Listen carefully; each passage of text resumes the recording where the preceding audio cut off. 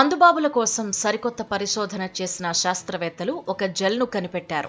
మొత్తానికే మందు తాగకపోవడం శరీరానికి మంచిదని జెల్ కనుగొన్న శాస్త్రవేత్తల బృందానికి నాయకత్వం వహించిన రఫేల్ మెజెంగా వెల్లడించారు.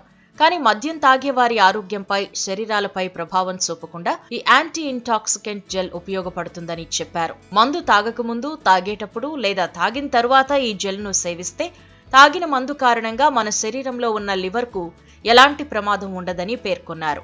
ప్రస్తుతం ఈ జెల్ను ఎలుకలపై ప్రయోగించగా విజయవంతంగా సక్సెస్ అయింది.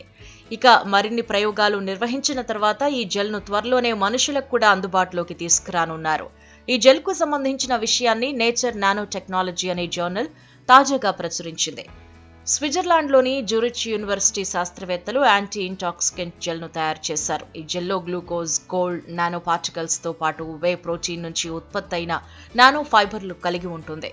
ఈ నానో ఫైబర్లు ఐరన్తో కప్పి ఉంటాయి. గ్లూకోజ్, గోల్డ్ నానో పార్టికల్స్ తో జరిగే రసాయనిక చర్యకు ఐరన్ ఉత్ప్రేరకంగా పనిచేసి హైడ్రోజన్ పెరాక్సైడ్ ను ఉత్పత్తి చేసేందుకు ఉపయోగపడుతుంది.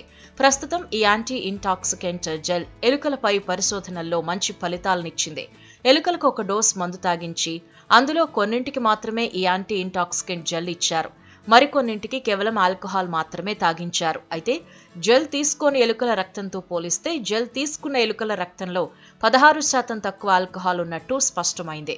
అంతేకాకుండా ఈ యాంటీ ఇంటాక్సికెంట్ జెల్ తీసుకున్న ఎలుకల శరీరంలో ప్రమాదకర ఎసిటాల్డిహైడ్ కూడా కనిపించలేదు అని సైంటిస్టులు గుర్తించారు. ఈ జెల్ తీసుకున్న ఎలుకల లివర్ పై కూడా మందు ప్రభావం పెద్దగా పడకపోవడం గమనార్హం.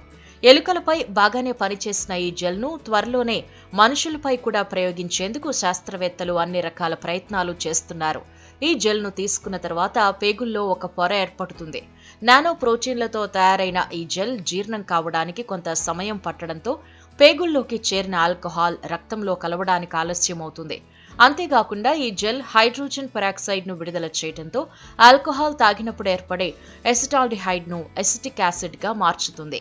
ఇది రక్తంలో కలిసినా లివర్ పై పెద్దగా ప్రభావం పడదని శాస్త్రవేత్తలు తెలిపారు.